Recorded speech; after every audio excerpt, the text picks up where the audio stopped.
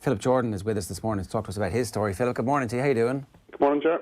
How did your career come to an end? What was the hip injuries you suffered?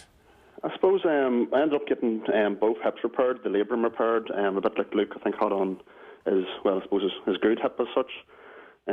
Probably when my problem started in 2004 when I got hip pain, and was probably been treated more for a groin injury at the time. Ended up getting a scan, and that showed up that I had a tear in my right, the labrum which surrounds your hip joint, and which obviously then that's caused by a bit of a bone sticking out. So at that stage I probably got an injection into it and managed to play on for, I suppose it ended up 8 years before I got that hip operated on once I'd retired. So in the meantime as well, then I got the same injury on my left hip and got it operated on in 2009. So I was finished with the county in 2011 and played a year with the club post that, and was struggling probably to get through games. Was getting a lot of pain in the whole that mid area, groin and hip. And 2012, when I was trying to get back playing a bit more football as well, I eventually got sent down to Ian Falvey, who used to be the Irish rugby doctor down at Santry.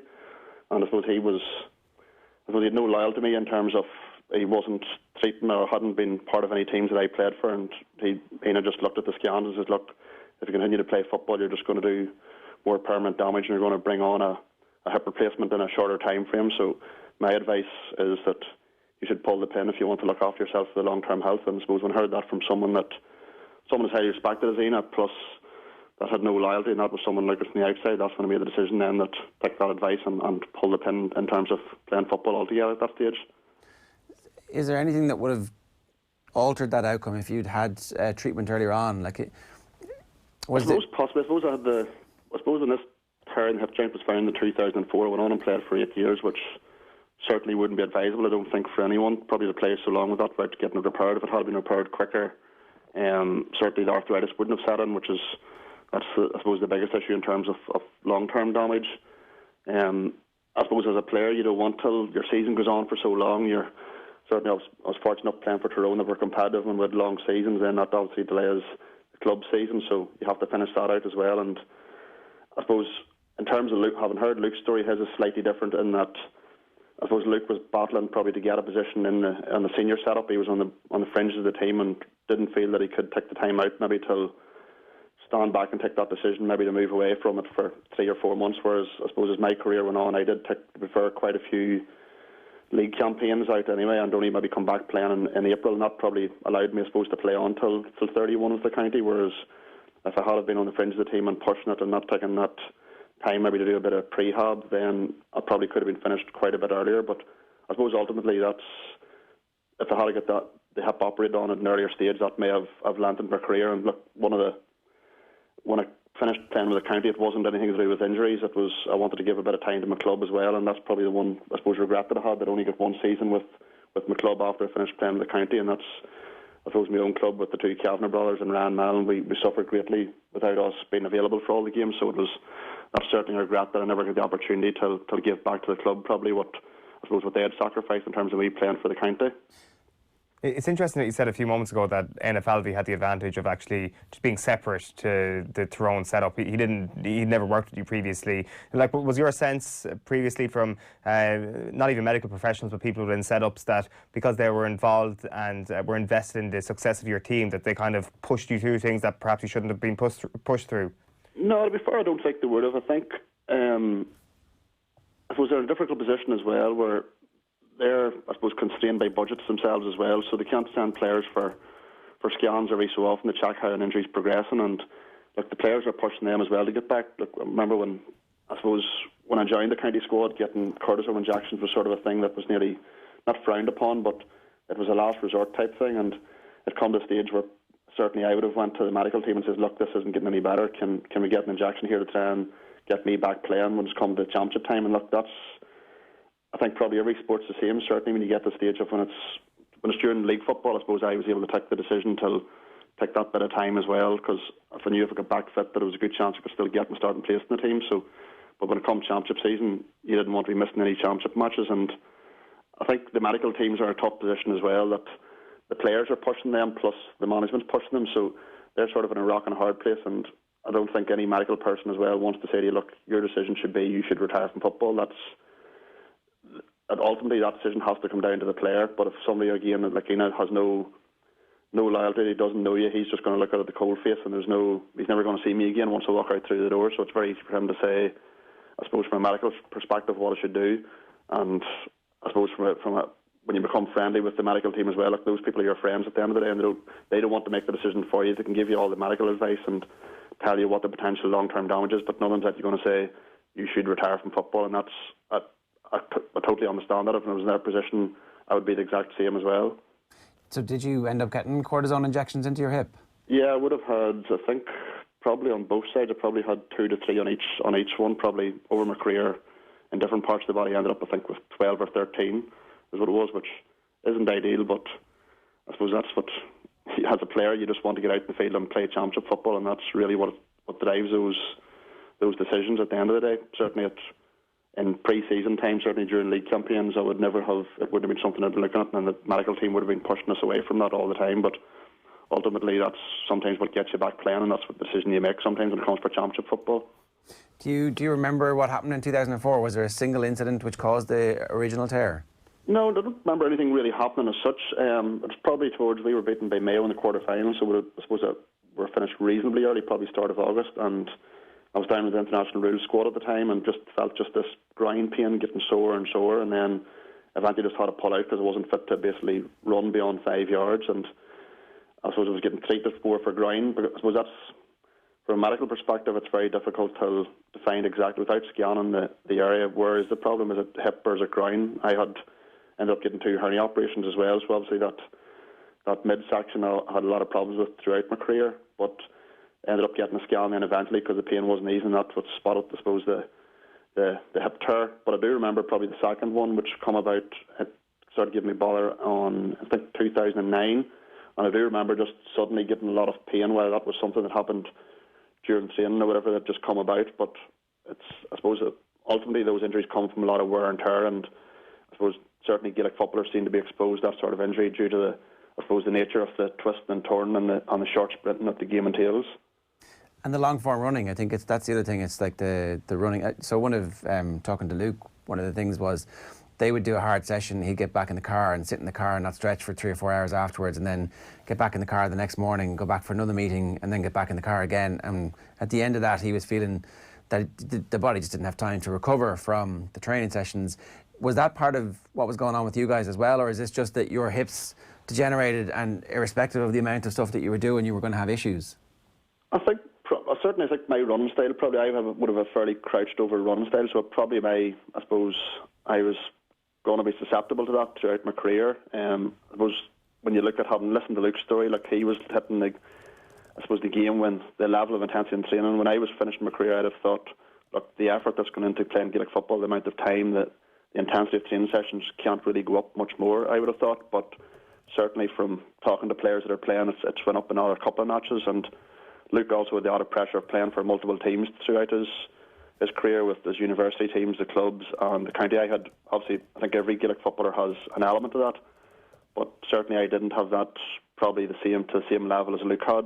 But I suppose ultimately it comes, I think the biggest issue is the fixture calendar, and I think the amount of resistance even amongst, we talk about, I suppose everybody likes to point to Croke Park and blame them for a lot of things, but when you look at the criticism of the under-20 championship and the fact that players can't play for their under-20 team and the senior team, I think that shows that the mindset change is required in the organisation. We're the only sport that expects people to play for the same team at different levels. You wouldn't hear of Marcus Rashford playing for Manchester United on the 21s or likewise in rugby, no Irish player plays on the 21 team. And I think until we change that mindset, that's the biggest.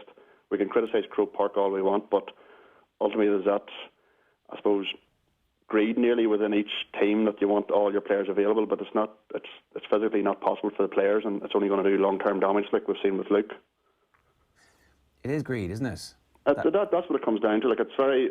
I've been involved with a few teams myself from underage, and it's very, very hard for any manager to look beyond that. Ultimately, especially when it gets to the high stakes of inter-county football, all the managements they're all going to be judged on results, and that's the difficult situation. I was involved with Tyrone 21s about 7 or 8 years ago, and we had university teams. We had the senior team obviously as well, and there's that pull amongst players. We had we had certain nights for training. We had agreed with the universities, and then the players would land in the train that morning, and they were togged out, ready to go in the field, and we had to tell them, look, go back in. You're no use to us coming out here and training twice in a day, and you get agreements in place, and then they're bypassed because that, again, it does come to that greed. People just are after their own team and their own results, and those people are under pressure as well to deliver results. But I think it needs to be somebody away from all the teams that makes that decision of what's right for the player and what's wrong for the player. And it's a very difficult thing to get right unless we actually restrict the number of teams a person's playing for. Do you think a lot of coaches have the same mindset as you, Philip, to actually look at that player and say, no, go back into the dressing room, you're not training with us? Because I think, as you've said there, it's a very difficult thing to do, what you did, to actually tell them, no, you're not training with us today. And I suppose the biggest issue is the players actually, that day, I do remember the specific day, the players actually come togged out onto the pitch. And then we had, just chatting to one of the players, we found out that they'd actually trained that day. So we knew everybody that was involved with, I think it was Jordantown at that time, everybody that was with Jordantown had obviously trained. And that's the willingness of players. They don't want to let their managers down as well, but that's the fact that they feel that makes them think that every manager expects them to train on every single session, and that mindset is very difficult. I suppose we were always worried because we were an under-21 team. We had 4 or 5 on the senior panel, and we were always worried about how much access we were going to get to those players ourselves. And we were obviously pushing to get access to the players, but you have to take a step back. At the end of the day, it's a short season, it's under-21s, and this is 3 teams.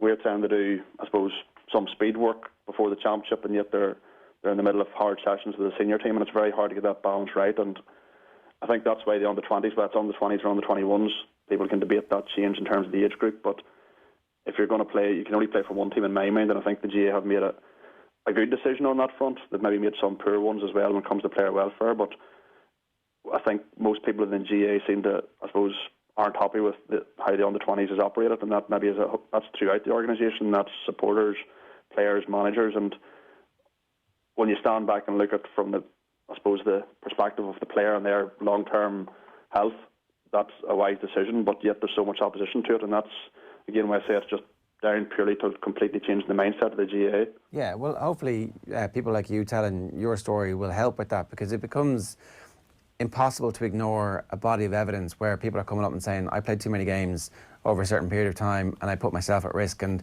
I don't know if you are going to have hip replacements, Philip. It sounds like at some point in the near future that is in your prognosis.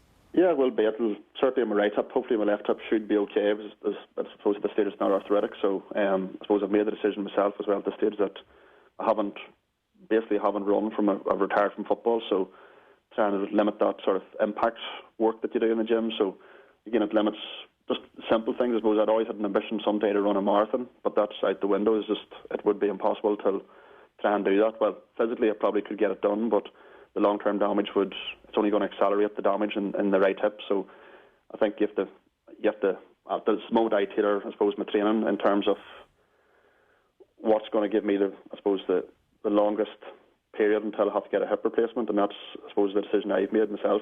I'm fortunate enough that I don't have any hip pain on a daily basis, so long may that continue, hopefully.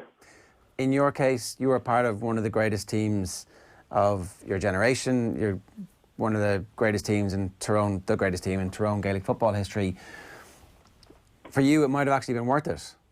Yeah, absolutely. I would have no hesitation. I wouldn't even have to think about that. Certainly, it definitely was worth it. And look, I think Luke touched on it himself as well, that growing up as a kid, the one ambition you have is to play for your county. Yes, you aim for your club, and I suppose anyone that ends up playing for the county, you're going through your club at underage, and you're obviously one of the better players, so you're always comfortable you're going to obviously be successful at your club, but your ambition is always to play for the county, and that's the dream. And every time I put on that jersey, that was an honour, and it's something, I suppose, you look back and you're very proud of it. And I was very fortunate that I got to play with some of the greatest players of the last 20 years, so for me it absolutely was worth it. If, as I said, my story, I suppose, is a bit different than Luke's in that I didn't have the same pull between different teams, and because I was able to maybe take those Mechanic Cup campaigns, part of the league campaigns out and do a bit of prehab, allowed me to extend my career so that I could play county football to 31. And even at that, I still could have played on the following year for the county. It was my own choice just at that stage to step away and try and give something back to the club. So yeah. I suppose I had a good stint and was very successful with it. And at this moment in time, I don't have any pain. So certainly it was all worth it from my point of view. Yeah, ultimately the last point here is that the be all and end all, fix the fixtures, give players an off season, let them rest up, let them recuperate and get the health that they need. Have an off season. That's it. Absolutely. That's where probably, I suppose, as you know, Jeremy, I'm an NFL fan as well himself, and they're, I suppose, how they lay out their training schedules and the times where there's an off-season period, plus when they come back, the non-contact work that they do. It's a season that has a similar amount of games that a county season has, and yet they can get it wrapped up in such a short period of time compared to what we can.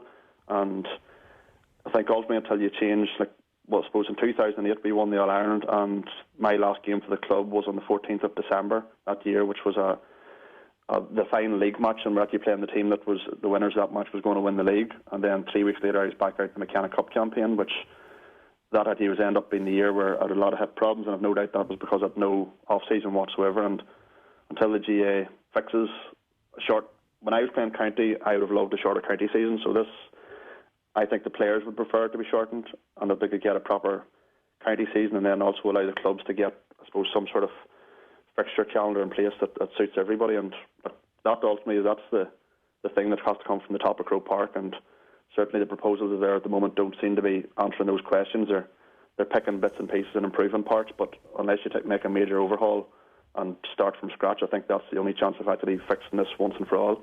Yeah, good stuff, Philip. Great to have you with us. Thanks a million. Okay, thanks, Stuart. That's Philip Jordan giving us his thoughts there on the back of the Luke Keaney story.